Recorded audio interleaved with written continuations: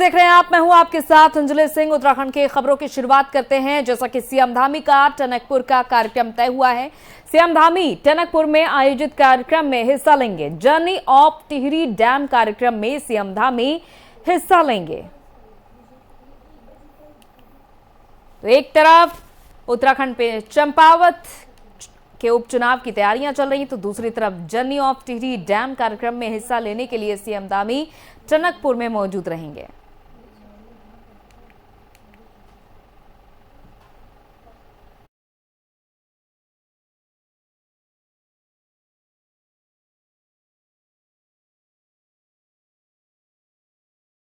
चंपावत उपचुनाव अपने अंतिम चरण में और ऐसे में बीजेपी ने अपने प्रचार प्रसार में पूरी ताकत झोंक दी है। प्रचार के अंतिम दौर में उत्तर प्रदेश के मुख्यमंत्री योगी आदित्यनाथ आगामी 28 मई को चंपावत पहुंच रहे हैं, जिसको लेकर बीजेपी कार्यकर्ताओं ने तैयारियां भी तेज कर दी हैं।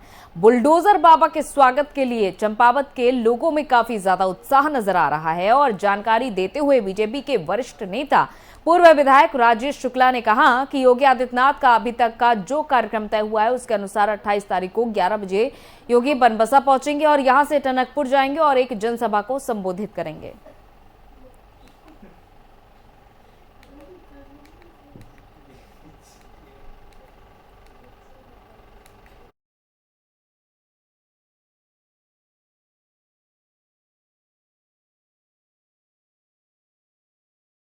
और बात अब चारधाम यात्रा के बारे में, क्योंकि चारधाम में तीर्थयात्रियों का आंकड़ा 10 लाख के पार पहुंच चुका है। केदारनाथ बद्रीनाथ में सबसे ज्यादा भीड़ देखी जा रही है चारों धामों में से। चारधाम यात्रा में मृतकों की संख्या भी 69 पहुंच चुकी है, क्योंकि बीपी के मरीज, हार्ट के पेशेंट, ये सभी इसकी चपेट में आ रहे हैं, क्योंकि ऊंचाई वाले इलाके होते हैं और ऐसे में ये समस्या और भी ज्यादा बढ़ जाती है। स्वास्थ्य विभाग की ओर से सचेत किया गया था कि जितने भी मरीज हैं बीपी या फिर हार्ट के, वो पहले परामर्श लें डॉक्टर से, फिर उसके बाद यात्रा की शुरुआत करें। लेकिन देखा जा रहा है कि लगातार भीड़ बढ़ती जा रही है और अब तक 69 मौत हो चुकी हैं।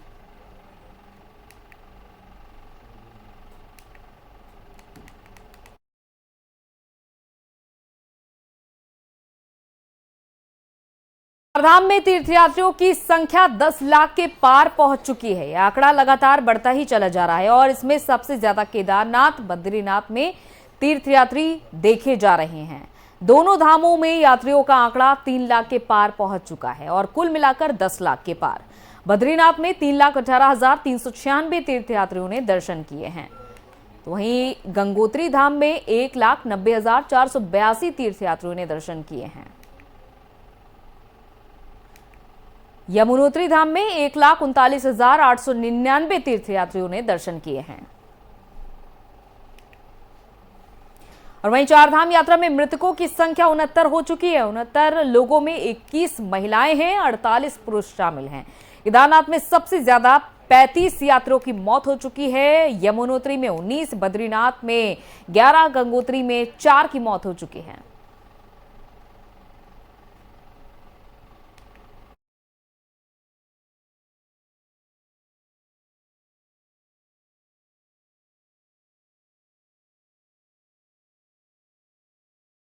और कर्णप्रयाग रास्ता धंसने से हादसा हो गया। सड़क से नीचे ट्रक जा गिरा, झाड़ियों में पेड़ से ट्रक अटका। बड़ा हादसा होने से टला है। पिछले 3 सालों से सड़क टूटी हुई है और ये एक और हादसा सामने आता है, जहां कर्णप्रयाग रास्ता धंसने से, सड़क धंसने से ये हादसा हो गया। अचानक से ये ट्रक जा पलटा झाड़ियों में।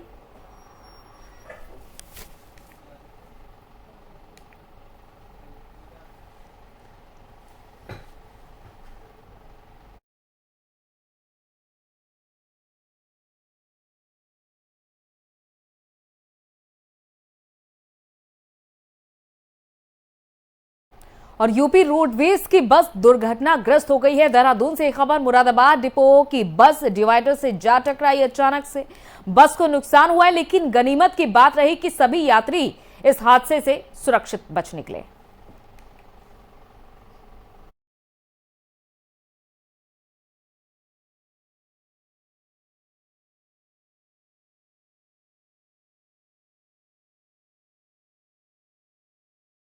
बस को नुकसान पहुंचाए। यूपी रोडवेज की बस अचानक से दुर्घटनाग्रस्त हो गई, लेकिन जितने भी यात्री इस बस में सवार थे उनकी जान बच गई है। ये फिलहाल राहत भरी खबर है। मुरादाबाद डिपो बस अचानक से डिवाइडर से जा टकराती है और ये हादसा हो जाता है।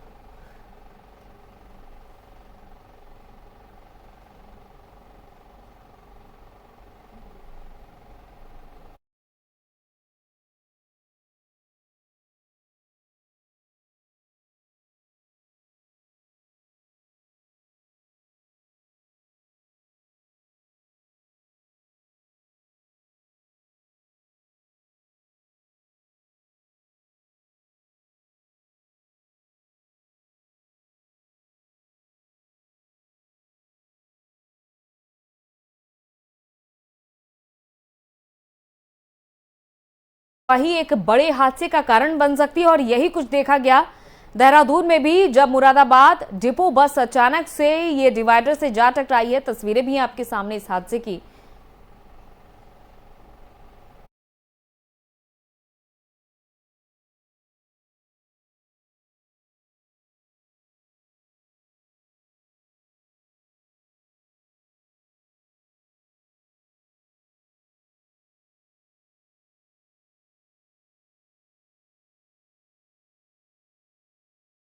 और उत्तराखंड पुलिस महानिदेशक अशोक कुमार देर शाम अल्मोड़ा पहुंचे। डीजीपी अशोक कुमार ने पुलिस लाइन अल्मोड़ा में पुलिस अधिकारियों की बैठक ली और इस दौरान उन्होंने कहा कि चार धाम पर आ रहे यात्रियों के लिए लगातार सुविधा के लिए कार्य किया जा रहा है और अल्मोड़ा के पुलिस की समस्याओं का भी समाधान किया जा रहा है। साथ ही उन्होंने ये भी कहा कि पुलिसकर्मियों के ग्रेड पे को लेकर सरकार वार्ता कर रही है।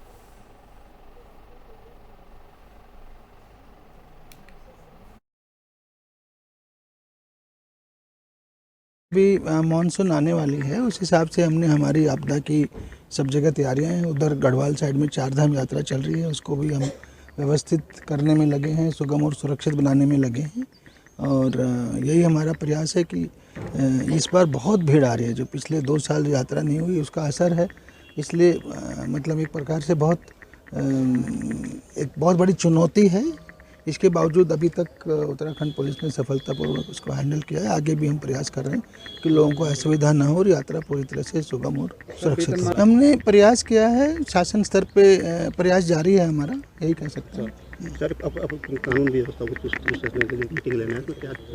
ये हम अपनी जो पुलिस की एक प्रकार से सम्मेलन, उनकी समस्याएं और जो उनके ड्यूटी के पॉइंट्स है उसके बारे में एक पुलिस की मीटिंग करेंगे यहाँ पर, और यहाँ के एक प्रकार से समीक्षा भी होगी और हम कोई यहाँ के इश्यूज होंगे तो उनको समाधान भी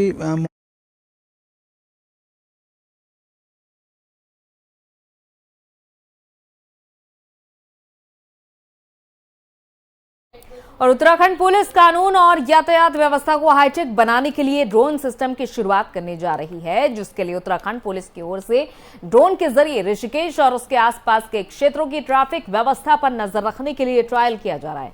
जानकारी के मुताबिक उत्तराखंड पुलिस की ओर से चारधाम यात्रा व्यवस्था पर मॉनिटरिंग के लिए ड्रोन कैमरे की मदद ली जा रही है। ड्रोन कैमरे को ऑपरेट करने के लिए इंजीनियर्स की 4 सदस्यीय टीम को हायर किया गया है और वहीं ड्रोन के माध्यम से पुलिस के उच्च अधिकारी और संबंधित कर्मचारी यातायात व्यवस्था की मॉनिटरिंग कर सकेंगे।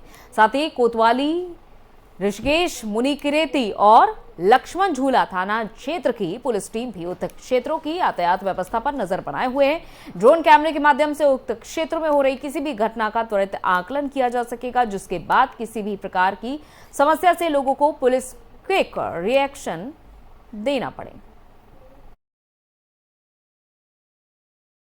जी, हमारे उच्च अधिकारियों के निर्देशानुसार जो डायल 112 पे हमें सूचनाएं मिलती है और हमारे ऋषिकेश में जो ट्रैफिक संबंधी जो समस्याएं हैं उसको निराकरण के लिए एक ड्रोन टीम उच्च अधिकारियों द्वारा ऋषिकेश में भेजी गई है। ये विगत कुछ दिनों से काम कर रही है।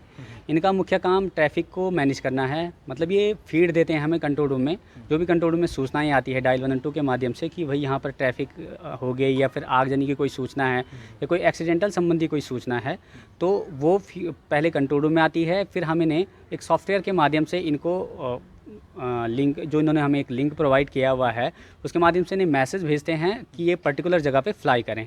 उसके बाद ये ड्रोन पर्टिकुलर जगह पे फ्लाई करता है और वहाँ पर जो इस वस्तु स्थिति है उसके संबंध में हमें पूरी मतलब हमें व्यू दिखाता है। क्योंकि ये सॉफ्टवेयर हमारे उच्च अधिकारियों के मोबाइल फ़ोन पर भी उपलब्ध है, तो वो उच्च अधिकारी भी इसको लाइव मतलब देख सकते हैं, मॉनिटर कर सकते हैं, और जो भी उनके दिशा निर्देश होते हैं उस अनुसार हम कार्रवाई करते हैं। तो कितना कवर करता है? डिस्टेंस इसका 5 किलोमीटर है, हाइट 500 मीटर है। फिलहाल हमारा कंट्रोल रूम है, सेट के माध्यम से तीनों जो हमारे 3 ज़िले हैं, इनके जो थाने हैं जो ऋषिकेश के नगर के अंतर्गत आते हैं, आपस में कम्युनिकेट करते हैं। तो जो भी सूचनाएं होती हैं उनके जो थाना पर्टिकुलर थाने में जो ड्यूटीरत कर्मचारी होते हैं, उनके मोबाइल फ़ोन पर भी ये ऐप हमने इंस्टॉल किया हुआ है। उनको भी कहीं पर अगर इसकी आवश्यकता पड़ती है तो उसके माध्यम से वो मॉनिटरिंग के लिए एक लिंक जो है उससे रिक्वेस्ट भेजते हैं, और ये जो हमारी टीम आ रखी है यहाँ पर, ये उस जगह पर पर्टिकुलर जगह पर हमारे मतलब ड्रोन कैमरे को ले जाते हैं, और व्यू जो होता है वो कंट्रोल रूम में हमारा आ जाता है। जी, हमारे उच्च अधिकारियों के निर्देश। और कृषि मंत्री गणेश जोशी ने कृषि विभाग के अंतर्गत विभिन्न विभागों की समीक्षा बैठक की, और कृषि मंत्री ने कृषि विभाग के अंतर्गत सगंध प्रभाग केंद्र के अधिकारियों को लेमन यास ग्रास, तेजपत्ता, मिंट, कैमोमाइल के उत्पादन बढ़ाने और अधिक से अधिक किसानों को एरोमेटिक एग्रीकल्चर से जोड़ने संबंधी कार्य योजना के संबंध में चर्चा की। जड़ी बूटी शोध विकास संस्थान, उत्तराखंड जैव प्रौद्योगिकी परिषद, उत्तराखंड तराई बीज विकास निगम, रेशम विभाग, बीरचंद्र सिंह गढ़वाली कृषि महाविद्यालय, भारसार विभागों के साथ उनके द्वारा की जा रही कार्य योजनाओं के संबंध में विस्तार से चर्चा की गई, और सम्मान कार्य कर रहे विभागों को एक साथ लाने और सम्मिलित करने की संभावनाओं का अध्ययन कर रिपोर्ट पेश करने के निर्देश भी दिए गए हैं। देखिए, आज मैंने अपनी विभाग के अंतर्गत जो हमारे विभाग हैं, जैसे सघन पौधा केंद्र, जड़ी बूटी शोध विकास संस्थान, भेषज विकास इकाई, उत्तराखंड जैव प्रौद्योगिकी परिषद, रेशम विकास विभाग, वीरचंद्र सिंह गढ़वाली औद्योगिक वानिकी विश्वविद्यालय भरसार, उत्तराखंड बीज प्राधिकरण संस्थान, जैविक परिषद और उत्तराखंड तराई एवं बीज विकास निगम, इन सभी विभागों की एक बैठक मैंने यहाँ पर ली, समीक्षा मैंने यहाँ पर की। और समीक्षा के बाद मुझे देखने में आया कहीं ना कहीं आपस में समन्वय की कमी है।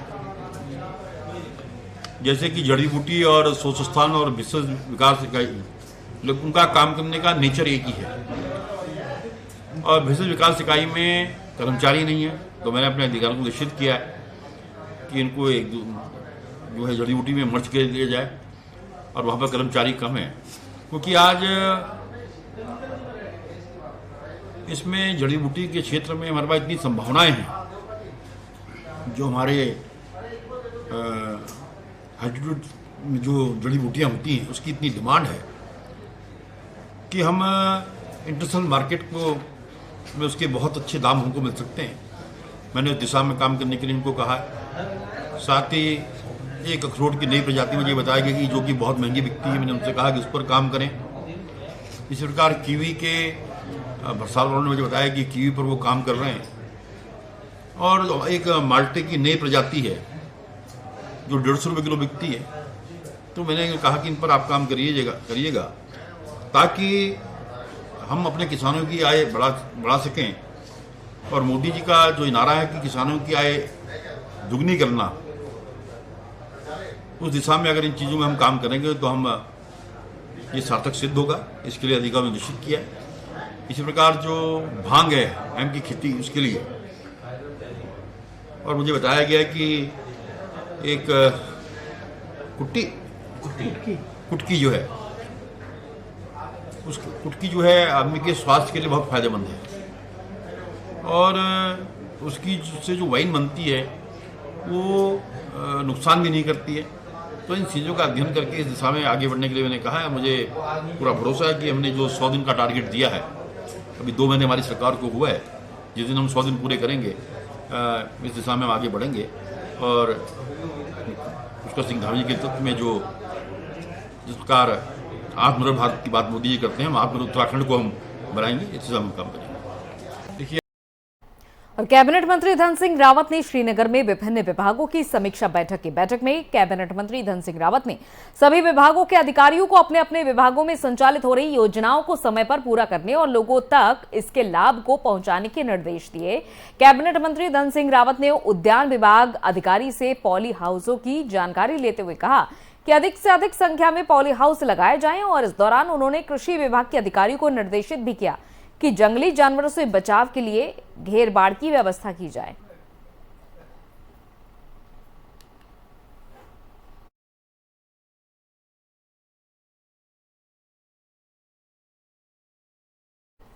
और अल्पसंख्यक के द्वारा विकास भवन सभागार में हरिद्वार की 11 विधानसभाओं के संबंधित अधिकारियों और मुख्य विकास अधिकारी के साथ विकास कार्यों और अन्य विकास योजनाओं को लेकर समीक्षा बैठक की गई। राज्य मंत्री ने सख्त तेवर में साफ तौर पर कहा है कि जो अधिकारी इस समीक्षा बैठक में नहीं पहुंचे उन्हें नोटिस जारी किए गए हैं और उनसे स्पष्टीकरण मांगा गया है और उन्होंने ये भी कहा कि इस स्पष्टीकरण में संतोषपूर्ण जवाब नहीं मिलने पर उनके खिलाफ सख्त कार्रवाई भी की जाएगी। राज्य मंत्री ने साफ तौर पर कहा कि जिन लोगों को विभाग में भारत सरकार द्वारा चलाई गई योजनाओं की जानकारी नहीं है तो ऐसे अधिकारिता विभाग में बैठने का कोई औचित्य नहीं है, उन्हें संबंधित विभागों से हटाया जाएगा। बैठक में मजहर नईम नवाब ने जिले के तमाम अधिकारियों से विकास योजनाओं के बारे में जानकारी ली और संबंधित से उनके द्वारा किए गए विकास कार्यों का ब्यौरा मांगा।